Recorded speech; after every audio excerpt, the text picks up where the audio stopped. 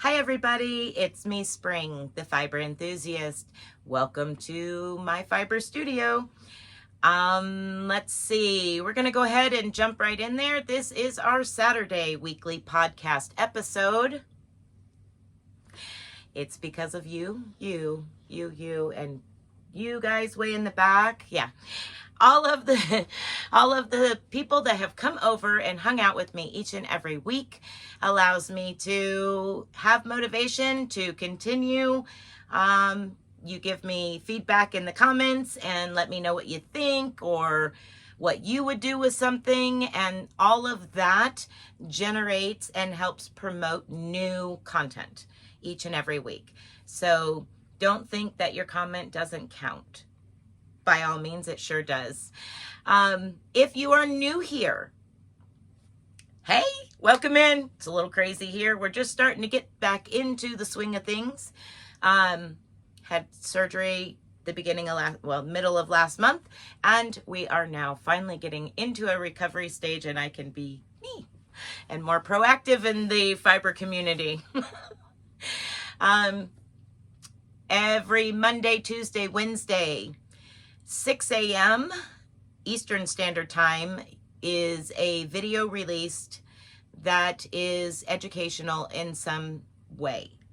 Has to do with either a crochet along on one of my patterns, or knit stitch, or crochet stitches, maybe even tatting. We just finished 7-week-long tat-along. It was a mystery tat-along. I had fun with it. Every week had a different color. So if you were not part of it, this is the finished result. Now that is needle tatting. It could be done with shuttle tatting as well. If you're comfortable with shuttle tatting, you know how to do what the stitch says to do and how to make it work. So it's no longer a mystery anymore. It's all completely done, and there is a playlist all the way through of all 7 weeks of needle tatting this. You can use one solid color. I just personally chose, for the ease of finding which one you're on, I chose to do the colors, 7 colors of the rainbow. So that's done. On Thursday, 7 p.m. Eastern Standard Time, I spin yarn, and it's called Spin and Chat. People come in and hang out in the chat, and we kind of, chat back and forth, and myself and one other person, or just myself, or myself and a couple of people are on the panel. Sometimes it's myself and another person who spins yarn. That is my favorite by far. When you can have 2 people spinning fiber, may not match at all. One person's spinning wool, the other one's spinning cotton. It could be anything. And they're using 2 different types of spinning wheels. This past Thursday, I actually used 2 in one live. So if you didn't see that, you can go back to Thursday night's spin and chat from this past week, and you can see where I used my electric spinning wheel and my family heirloom, which is over 200 years old. I'm the first person to spin on it in over 100 years. So yeah. And what did I spin on it? Well, I spun some of this on it and some of it on my Nano, and then I plied them together on a third spinning wheel, which is a bumblebee. Bluebonnet bumblebee. So this particular Hank got to visit all 3 spinning wheels. But the idea is, get it all the right direction here. The idea is all 3 of these will be used to create one of my patterns for my mom for this past, I've been working on this for a little while, for this past birthday, Christmas presents. That way she can have a combination from her daughter that is hand spun, and not just hand spun, it's hand spun on a family heirloom, and also one of my own patterns. So that was done this week, and I can't wait to get busy starting on it. But I need to make sure that my pattern is going to work smoothly before I start using that. I'm working on it. And then I had just a little bit of leftover, and that's what I did with them. Wasn't much. It was just a little bit left over on the bobbins, and I waste not, want not. That's the way I was raised. Waste not, want not. So I spun it up, applied it together off the bobbins, and now it's available for me to use on whatever. Anything that I talk about in here that has a person's name with a pattern or a channel other than my own, all of that will be linked down in the description box, as well as all of my information. Our Facebook group, Instagram, my email, all of that stuff you can find down in the description box. Last week I was hoping that I would get to finish this toddler Afghan. It didn't happen. I had too many other things going on. But I did get a few more rows in.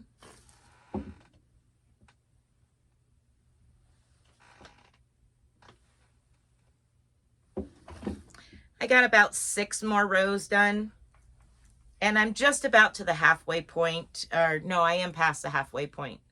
I'm past the halfway point on it. That is a Lissa Conley, LLC, Lissa Conley Designs, LLC. That is locking filet crochet.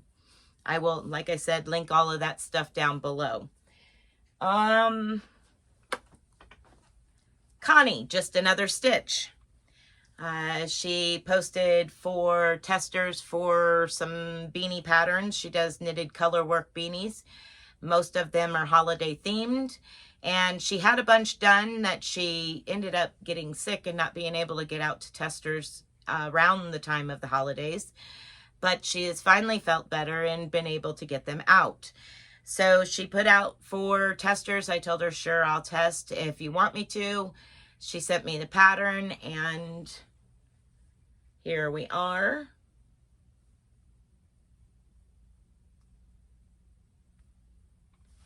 So he is Mr. Gobbles. I keep telling her, Mr. Gobbles misses you. You can take him home. Wasn't bad. Once I just sat down and put my mind to it, I was able to blow through it like I normally do. Okay, and I think got a couple of things left. So I'm in the Linda Simpson and Kim Crochet&Knits challenge, which is Sock It To Me 2022 challenge, and it's to make a pair of socks every month for the year. And this is my April set. It's got picots around the top and what looks like cabling, and some lace work on each side of that. Let's see. It's not really easy to see because of the striping of the colors. So this is the start of my, I say the start was last week, but this is April socks. Now that I've kind of got the hang of it and what they're asking for in the pattern, I need to start the other sock and get them on 2 at a time quickly. My pattern last week, I told you that I had to put a lifeline in and rip it out for the 3rd time. Yeah. Well, I have worked through one full repeat and have started on a second repeat. Let me make sure I've got the right side facing you.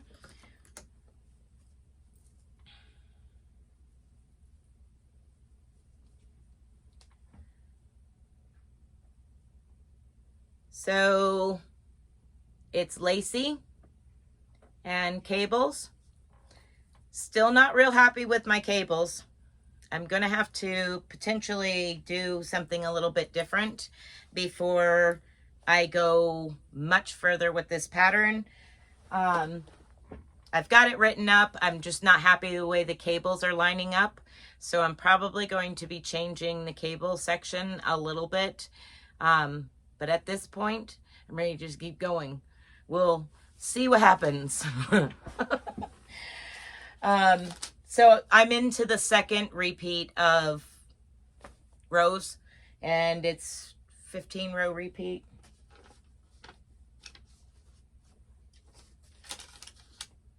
No, 17 row repeat, sorry. So we'll see what happens with that. It is going a little bit smoother, and I'm able to, you know, get in a little bit of a groove with it and feeling more, you know, comfortable with the pattern that I am writing. Yes, I'm writing a pattern. That's scary. You don't even want to know what kind of jumbo mumbo is on this paperwork and this paperwork and this. That's all for one pattern. That's why I don't write patterns. I make them, and then we'll just do a knit along or a crochet along. How about that? I have done those, and I like those. Those are more fun. I did get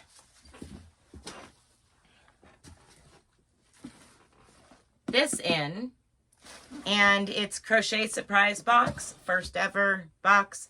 The video for that review will either come before or after this video. Not sure when yet, because it's Friday when I'm recording this. It's Saturday to you. So we'll see how quickly I get all of this put together and edited as to whether or not you see that review on Friday or Saturday. Maybe Sunday. Who knows? But that is it for everything I have done this week so far. As far as fiber arts related, do a little cut here and go into, a lot of people ask how I'm doing and how my knee is doing. For those of you that have asked how I'm doing with my knee, this is for you. Some of you are just joining and you're kind of watching all the way through. You're like, what? Now, I had a knee surgery last month, and I'm in the recovery stage and physical therapy stage. My physical therapist called in sick on my second visit this week, so I only had to go once this week. But that's okay. Again, you're watching this on Saturday. For you, your yesterday is the first day without the brace and having to wear the brace. So for me, it's today, Friday, and I get to run around on no brace. Yes. Except for when I go do farm chores, then I'm putting the brace on whether or not I have to. If the ground is really, really dry, I might not. But right now, I don't think it's a good idea to be going and doing farm chores morning and evening without the brace on, especially if it's slick out. So it's doing well. It's healing good. I'm working on trying to break up some of the scar tissue on the lower incision and get it to quit hurting, because that's what hurts, is the scar tissue on the incision. Everything else is fine. But yeah, it's going really well. Physical therapist is still very happy with me. This week, the beginning of this week, my first physical therapy this week was fun. Was doing, you know, squats and all kinds of stuff. Hamstring exercises, standing up and squats, and I can't even tell you all the different things we were doing with the rubber band and the leg, and it was fun, and everything went well. So we're healing up nice, and next thing you know, hopefully I'll be able to get back on a horse and get back to riding. That would be nice. Okie dokie. I think that is it for this week's episode. It's long enough already. And everybody be blessed, be a blessing. Until next time, bye for now.